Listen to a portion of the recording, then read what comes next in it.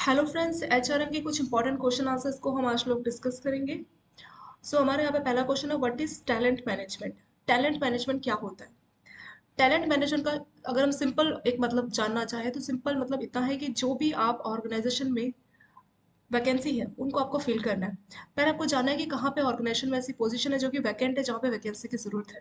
ठीक है, इसके कॉम्पोनेंट के बारे में बात करेंगे। तो कौन सी वैकेंट पोजीशन है, और फिर आपको देखना पड़ेगा कि एक सुटेबल पर्सन जो कि उस वैकेंट पोजीशन को, जो आपने वैकेंसी निकाली है उसके लिए आप एक सुटेबल पर्सन को रख सके। फिर आपने उस सुटेबल पर्सन को हायर किया, तो अब आप क्या करेंगे, उसकी स्किल्स को इम्प्रूव करेंगे। और स्किल्स इंप्रूव करने के बाद आप उसको डेवलप करोगे ताकि लॉन्ग टर्म के लिए वो आपकी जो बिजनेस के गोल्स है, जो भी आपके ऑर्गेनाइजेशन के गोल है, उनको वो अचीव कर सके। तो यही चीजें हमारे टैलेंट मैनेजमेंट में आती है।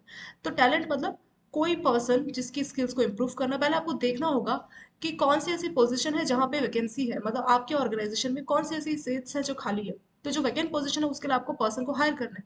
फिर हमें उसकी जो स्किल्स है उसको इम्प्रूव करना है, और स्किल्स इम्प्रूव के बाद उस पर्सन को लॉन्ग टर्म तक रखना है, ताकि जो हमारा बिजनेस ऑब्जेक्टिव है उसको अचीव किया जा सके। तो ये हो जाएगा हमारा talent management. Talent management is a process by which organization identify, manage and develop its people now and for the future. इसमें क्या होता है, किसी भी ऑर्गेनाइजेशन के पर्सन को जाना जाता है अभी के लिए और फ्यूचर पर्पस के लिए। यहाँ पे इसकी डेफिनेशन देखते हैं। टैलेंट मैनेजमेंट एक ऐसा प्रोसेस है जिससे ऑर्गेनाइजेशन आइडेंटिफाई करती है, यानी पता लगाती है, मैनेज करती है, डेवलप करती है it's people now and for the future. तो अभी के लिए या फ्यूचर के लिए जो है एम्प्लॉयज़ को रेडी करती है, उसको पूरा आइडेंटिफाई करना कि कौन से इंडिविजुअल को सेलेक्ट करना है, उनको कैसे मैनेज करना है, और उनकी स्किल्स को कैसे डेवलप करना है, ताकि अभी में या फ्यूचर में अगर ज़रूरत है तो उनको जो है काम के लिए लिया जाए। तो वही हो जाएगा हमारा टैलेंट मैनेजमेंट। इसके चार कंपोनेंट है, हमारे four components of talent management. तो पहला है आइडेंटिफाइंग द वैकेंट पोजीशन। तो पहले हमें समझना होगा कौन सी ऐसी वैकेंसी जो है, कौन सी ऐसी सीट्स है जो कि वैकेंट है, खाली पोजीशन कौन सी है। सेकंड आ जाएगा हायरिंग ए सुटेबल पर्सन। अब आपको सीट का पता लगा, अब हम क्या करेंगे, एक सुटेबल पर्सन को यहाँ पे हम हायर करेंगे। तीसरा स्टेप हो जाएगा डेवलपिंग देयर स्किल्स। तो जिसको भी आपने इंडिविजुअल्स को अगर आपने हायर किया है तो उसकी स्किल्स को अब आपको क्या करना है, डेवलप करना है। चौथे स्टेप में क्या होगा, retaining the person to achieve long term business objective. तो जिनकी स्किल्स को आपने डेवलप किया है तो उनको लॉन्ग टर्म तक रखना है, ताकि जो भी उस पर्सन को हमें रखना है, ताकि जो लॉन्ग टर्म के आपके कंपनी के आपके बिजनेस के जो गोल्स हैं उनको जो है अचीव किया जा सके। तो यही हमारे चार कंपोनेंट्स हो जाएंगे हमारे टैलेंट मैनेजमेंट की। तो पहले हमें वैकेंट पोजीशन को समझना है, फिर वहां पे इंडिविजुअल को हायर करना है, तीसरे स्टेप में उनकी स्किल्स को डेवलप करना है, उनको प्रॉपर ट्रेनिंग देके या बाकी चीज़ों से जो उनमें डेवलपमेंट की जाएगी ताकि वो ऑर्गेनाइजेशन के लिए काम कर सके। और लास्ट में होगा उस पर्सन को रिटेन करना, ताकि लॉन्ग टर्म के जो बिजनेस ऑब्जेक्टिव है उसको अचीव किया जा सके। और जनरली अगर आप देखेंगे कि पर्सन जैसे कोई नया इंडिविजुअल है, उसको आप बहुत सेंसिटिव पोजीशन नहीं दे सकते, कोई भी हो, चाहे बैंक का कुछ भी हो। तो पहले एक्सपीरियंस होना बहुत जरूरी है। तो हम वेट करेंगे कि कब लॉन्ग टर्म के लिए उसको इस्तेमाल करें, या जो पर्सन है उसको जो है रिटेन रखना है। तो ये चार चीजें हमारे टैलेंट मैनेजमेंट में आ जाएंगी। नेक्स्ट क्वेश्चन है, what are six sigma of DMAIC, या इसको आप डीएमएआईसीटी प्रोसेस एलिमेंट बोल सकते हैं। तो डीएमएआईसी और डीएमआईसीटी, इसमें बस टी एक एक्स्ट्रा आ जाएगा, तो वो चीजें सेम ही है। तो अगर हम सिर्फ 5 एलिमेंट्स को लेंगे तो डीएमएआईसी हो जाएगा, और अगर 6 एलिमेंट्स को कंसिडर करेंगे तो हो जाएगा डीएमएआईसीटी। बट ये क्या प्रोसेस है, इसके बारे में बात करेंगे। पहले थोड़ा सा समझते हैं ये डीएमएआईसी है क्या, एक्जैक्टली किस इसको रिप्रेजेंट कर रहा है। It represent the phases that make up the process. तो ये प्रोसेस कोई भी अगर आप कर रहे हैं तो उसके फेजेस को बता रहा है, जिस फेज में आप किसी प्रोसेस को कंप्लीट करते हैं। तो डीएमएआईसी एंड डीएमएआईसीटी उस प्रोसेस के फेजेस को रिप्रेजेंट करता है। डिफाइन द प्रॉब्लम, ये प्रॉब्लम को डिफाइन करता है। इंप्रूवमेंट एक्टिविटी, अब आपको कोई प्रॉब्लम पता लगी है तो आप क्या करेंगे, उसमें इंप्रूवमेंट करेंगे ताकि उससे उसको आप रिजॉल्व कर सके। नेक्स्ट अपॉर्चुनिटी फॉर इंप्रूवमेंट, आप अपॉर्चुनिटी देखेंगे कि कैसे उसको आप इंप्रूव करेंगे। The project goals and customer internal और एक्सटर्नल रिक्वायरमेंट, तो इन सभी चीजों को जो है देखा जाएगा। The main purpose of DMAC tools is to improve the efficiency and effectiveness of organisation accessing process. तो ऑलरेडी आपके ऑर्गेनाइजेशन के प्रोसेसेस चल रहे हैं, तो उसकी एफिशिएंसी को इंप्रूव करने के लिए और उसको ज्यादा इफेक्टिवनेस बनाने के लिए डीएमएआईसी एंड डीएमएआईसीटी प्रोसेस को इस्तेमाल किया जाता है। ठीक है, तो ये एक्जैक्टली क्या है, इसका मेन पर्पस क्या है, इसका पर्पस है कि जो भी आपकी ऑर्गेनाइजेशन है, पहले से उसमें जो एग्जिस्टिंग प्रोसेस है, मतलब पहले से जो प्रोसेस चल रहा है उसमें इंप्रूव करना, उसको एफिशिएंट बनाना। तो वही इसका एक पर्पस है, उसकी एफिशिएंसी को जो है इंप्रूव करना और उसको ज़्यादा इफेक्टिवनेस बनाना।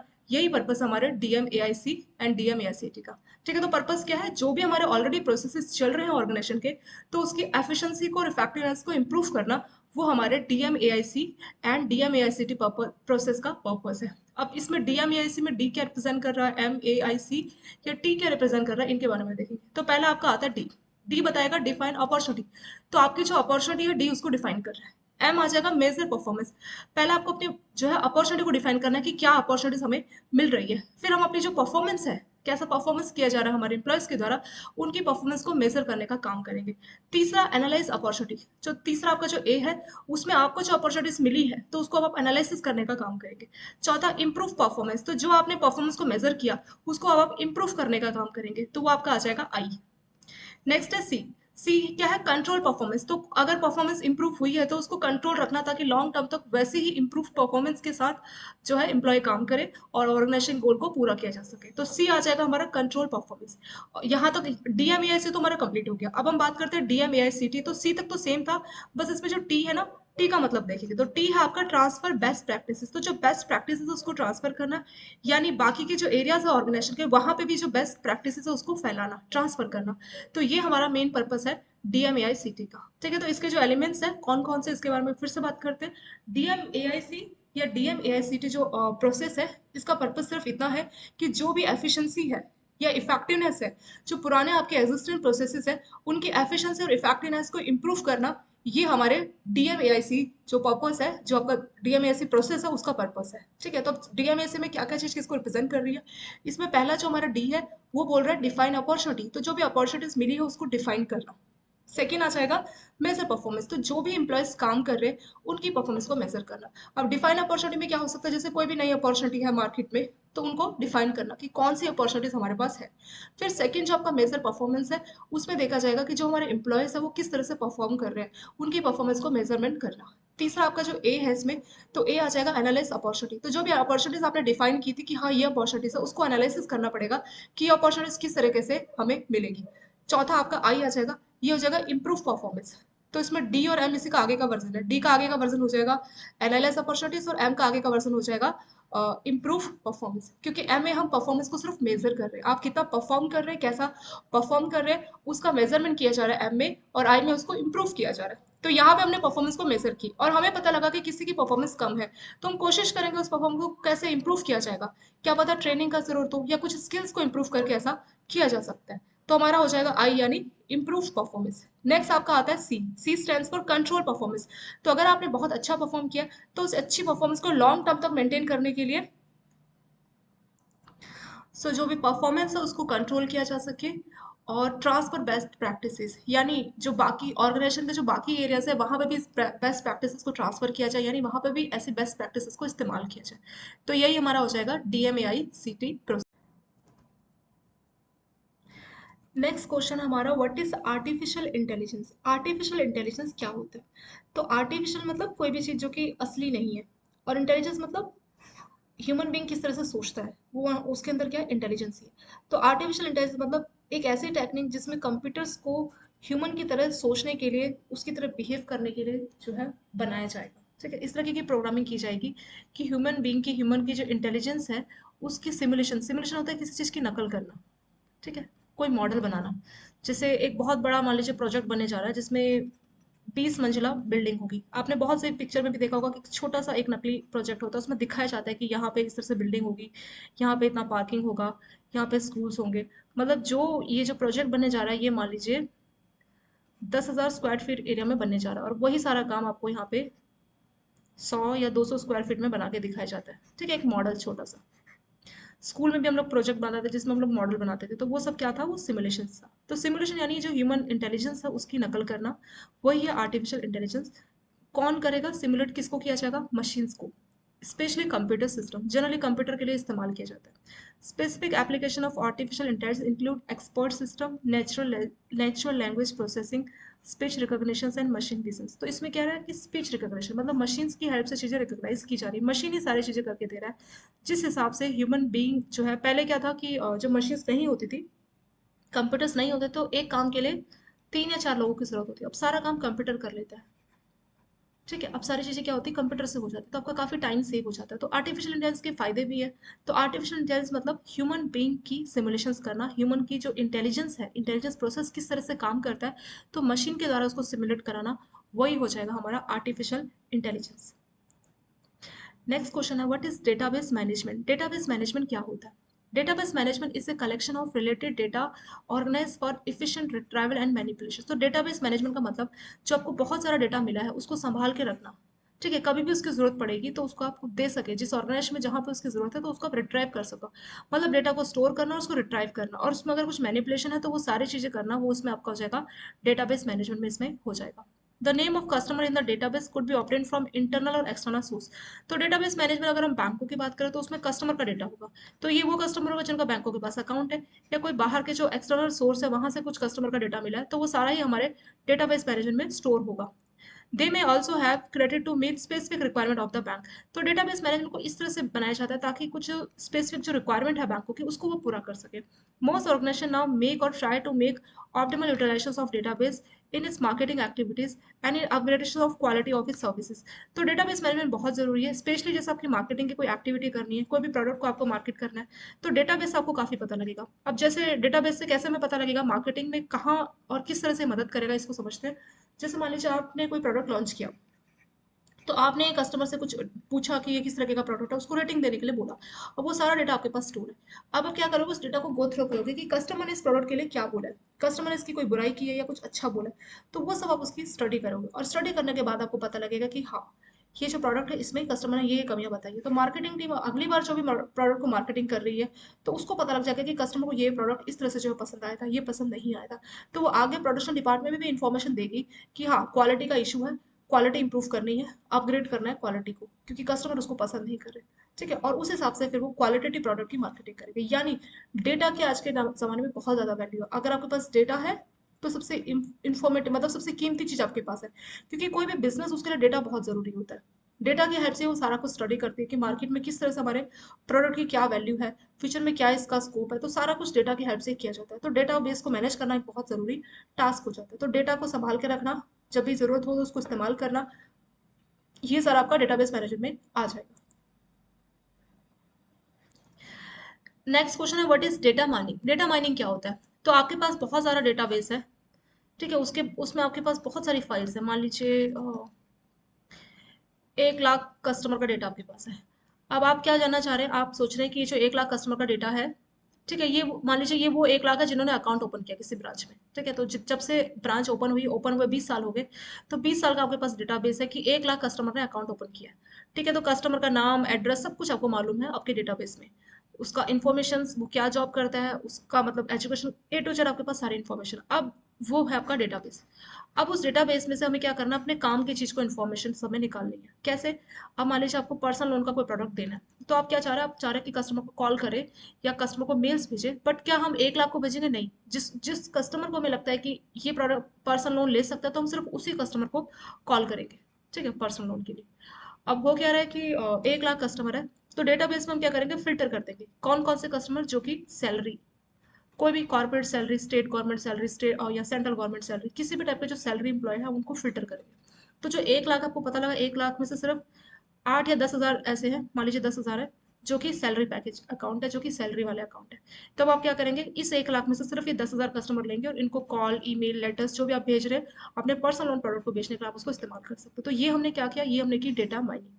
तो 1 लाख का जो आपके पास डेटाबेस है, वो था आपका डेटाबेस जो कि आपने संभाल के रखा है, तो ये आपका है डेटाबेस। इसमें से हमें क्या चाहिए, हमारा पर्सनल लोन हमें बेचना है, तो हम चाहते हैं उनको हम कॉल करें या मैसेज के थ्रू इन्फॉर्म करें कि आप पर्सनल लोन के लिए एलिजिबल है। बट सभी तो एलिजिबल नहीं है, सिर्फ जो सैलरी क्लास है वही एलिजिबल है। तो हम इस डेटाबेस में से सिर्फ सैलरी क्लास को बाहर निकालना चाहते हैं। तो हम क्या चाहते हैं, हम इस डेटा की माइनिंग चाहते हैं। तो हमने क्या किया, जो हमारा कस्टमर जो है, डिस्क्रिप्शन रहता है ना टाइप्स ऑफ अकाउंट, तो टाइप्स ऑफ अकाउंट में मेंशन होगा corporate salary package, state government, central government, तो उसको हम क्या करेंगे, फिल्टर कर लेंगे। और फिल्टर करके हमें 1 लाख में से मान लीजिए पता लगा कि 10 हजार कस्टमर ऐसे हैं जो कि सैलरी अकाउंट है, तो वो 10 हजार कस्टमर हमने जो लिए वो हो गया हमारा data mining. Data mining, sometimes called data or knowledge discovery, is the process of analyzing data from different perspective and summarizing it into useful information. तो अलग अलग पर्सपेक्टिव से जो आपने डेटा लिया और उसको यूजफुल इन्फॉर्मेशन में कन्वर्ट किया, वही आपका डेटा माइनिंग हो जाएगा।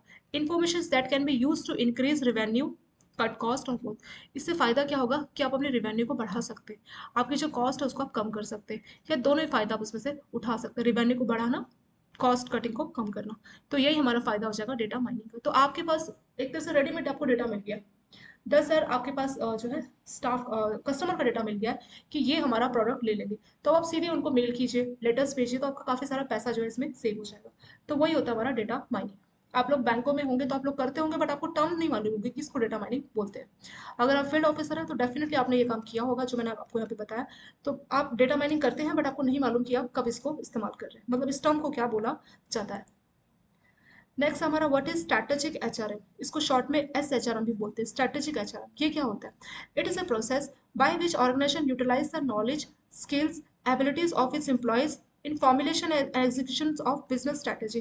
तो जो भी एम्प्लॉयज काम कर रहे हैं, ठीक है, उनके अंदर क्या नॉलेज है, किस तरीके की स्किल्स है, किस तरीके की एबिलिटीज है, उन सबको ऑर्गेनाइजेशन क्या करती है, देखती है, फॉर्मुलेट करती है, और उसी हिसाब से अपनी बिजनेस स्ट्रैटेजी बनाती है।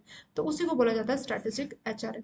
तो यहाँ पे जो स्ट्रैटेजिक एचआरएम है, इसमें हो क्या रहा है, ये एक ऐसा प्रोसेस है जहाँ पे ऑर्गेनाइजेशंस अपने जो भी एम्प्लॉय है उनको देखेगी कि हमारे एम्प्लॉयज में कितना नॉलेज है, किस तरह की स्किल्स है, किस तरह की एबिलिटीज है, और उसी हिसाब से वो अपनी बिजनेस स्ट्रैटेजी को फॉर्मुलेट करती है और एग्जीक्यूट करती है। उसी प्रोसेस को बोला जाएगा strategic HRM. In its wider connotations, the strategic HRM is the process of linking HRM with strategic role and objective in order to improve business performance. तो इससे फायदा क्या हुआ, इससे ये फायदा हुआ कि आपकी जो बिजनेस में जो परफॉर्मेंस है वो इम्प्रूव होगी, और ऑर्गेनाइजेशन का जो कल्चर है वो अच्छा डेवलप होगा, और इनोवेशन और फ्लेक्सिबिलिटी बनी रहेगी। ये बिल्कुल वैसे ही है जैसे मान लीजिए आपका स्कूल है, वहाँ पे जो मैथ्स का टीचर है, एक इंग्लिश का टीचर है, ठीक है। तो अगर मान लीजिए आपने मैथ्स के टीचर को इंग्लिश के लिए बोल दिया और इंग्लिश वाला टीचर को मैथ्स के लिए बोल दिया, तो आपको आउटपुट अच्छा नहीं मिलेगा। लेकिन अगर आपने पहले से समझा कि हाँ, ये हमारे एम्प्लॉयज में ये वाला नॉलेज है, इस तरीके का स्किल्स, और उस हिसाब से आपने अपनी बिजनेस स्ट्रैटेजी को बनाया और उसको एक्सिक्यूट किया, तो ये आपका स्ट्रैटेजिक हो जाएगा। मतलब आप स्ट्रैटेजी उस हिसाब से बनाइए जो चीज़ आपके पास अवेलेबल है, आपके एम्प्लॉयज में जो स्किल्स है, जो नॉलेज है, उस हिसाब से आप अपनी स्ट्रैटेजी बनाइए, वो आपका हो जाएगा strategic HRM. In its wider connotation, the strategic HRM is the process of linking HRM with strategic role. तो इसमें एचआरएम को स्ट्रैटेजिक रोल से जोड़ा जाएगा, और इससे जो है बिजनेस परफॉर्मेंस को इम्प्रूव किया जाएगा, और ऑर्गेनाइजेशन कल्चर इस तरह से डेवलप होगा ताकि एक जो है इनोवेशन, मतलब जो लोग हैं, जो स्टाफ है, उनको मालूम है हमारे हमारे अंदर जो स्किल है उस हिसाब से जो है स्ट्रैटेजी से बनाई गई है बिजनेस को लेके, तो वो बहुत इनोवेशन से, मतलब बहुत ही फ्लेक्सिबिलिटी और इनोवेशन से जो है वो काम करेंगे। तो यही फायदे हैं आपके स्ट्रैटेजिक एचआरएम के। अगला क्वेश्चन है what is ethics. Ethics is a study what is right और wrong in human conduct. Human के हिसाब से, आपके हिसाब से आपको क्या लगता है, क्या सही है, क्या गलत है, ठीक है। ये भी पर्सन टू पर्सन वैरी कर सकता है। अब जैसे कुछ लोग हैं, उनको लगता है कि नॉन वेज अच्छी चीज़ नहीं है, वो खुद भी नहीं खाते, उनको लगता है कि लोगों को नहीं खाना चाहिए, किसी को से ज़बरदस्ती मार के आप खा रहे हैं तो ये अच्छी चीज़ नहीं है, कुछ ऐसा सोचते हैं। अब कुछ लोग ये भी मानते हैं, स्पेशली नॉन वेज वालों को अगर आप ऐसी बात बोलोगे तो वो आपको क्या रिप्लाई करेंगे, वो बोलेंगे जितने भी आप लोग पेड़ पौधे, जो भी आप सब्जियां ये सब खा रहे हैं, इनमें भी जान होती है, तो देखा जाए तुम इनको भी किल कर रहे हो, ठीक है। वो आपको ऐसे वाला रिप्लाई जनरली दे देते हैं। यानी जो नॉन वेज वाले हैं उनको क्या लगता है, उनको लगता है कि जब सर्वाइवल के लिए, मतलब जो फिटेस्ट है वो तो सर्वाइव करता है, ठीक है, ये जो थ्योरी है, फिटेस्ट जो है वो सर्वाइव करेगा। तो नॉन वेज वाले जो लोग हैं वो क्या सोचते हैं कि जब घास फूस या बाकी चीज़ें जो भी है उनके खाना सब्जी जो भी है, चावल आटा, तो इन सब के लिए भी जो है जान जाती है, पेड़ पौधों में भी जान होती है। तो जब उनको मार रहे हैं, तो हम जो लिविंग ऑर्गेनिज्म उनको मार रहे हैं, तो उसमें कोई खास डिफरेंस नहीं है। इनको मार रहे हैं, यहाँ पे भी इनको दर्द हो रहा है, बस फर्क इतना, वो चिल्ला नहीं रहे। लेकिन जो जानवर है, मुर्गे ये सब जो मारे जाते हैं, तो वो चिल्ला रहे हैं, तो इतना डिफरेंस है, इसके अलावा कोई डिफरेंस नहीं, ऐसा ये सोचते हैं। मतलब नॉन वेज वालों के लिए ये इथिकली सही है। इथिकली क्या है, बिल्कुल ठीक है, कि जब सर्वाइव के लिए, क्योंकि अगर हम खाना नहीं खाएंगे तो हम लोग नहीं सर्वाइव कर सकते, तो सर्वाइव के लिए तो जरूरी है कि हमें कुछ ना कुछ खाना है। बट नॉन वेज वाले को क्या लगता है कि हाँ, इथिकली ठीक है, नेचर का ये नियम है, चेन इस तरह से चलती है, ठीक है। इकोलॉजी की जो आपकी चेन है, बायोलॉजिकल चेन, वो इसी तरह से चलती है, मतलब अगर हम नहीं खाएंगे तो फिर मार्क जो इकोनॉमी है, वो इकोलॉजी है, वो गड़बड़ हो जाएगा, इस तरह से जो है सोचते हैं, तो इनके लिए इथिकली ठीक है। पर जो वेज वाले हैं, उनके लिए इथिकली गलत है। तो मतलब आपको क्या लगता है क्या चीज़ सही है, क्या गलत है, वो आपकी इथिक्स बताता है। तो ज़रूरी नहीं जैसा हमें लगे वैसा सबको लगेगा, मतलब आपके लिए कोई चीज़ इथिकली सही हो सकती है, बट सामने वाले के लिए वो चीज़ इथिकली रॉन्ग हो सकती है। तो इथिक्स एग्जैक्टली है क्या? इथिक्स का मतलब ये एक स्टडी है, व्हाट इज राइट और रॉन्ग इन ह्यूमन कंडक्ट, मतलब क्या सही है क्या गलत है, वो डिफरेंस कर पाना, वो आपके लिए इथिक्स है। Ethics constitute an integrate part of human society. तो ह्यूमन सोसाइटी के लिए इथिक्स बहुत जरूरी है। Any decision that we make has an ethical base. कुछ भी हम लोग डिसीजन लेते हैं तो इथिकल वो होना चाहिए। इसको आप इस तरह से समझ सकते हैं, मान लीजिए कोई कंपनी है, ठीक है, उसको अपना बिजनेस को बढ़ाना है।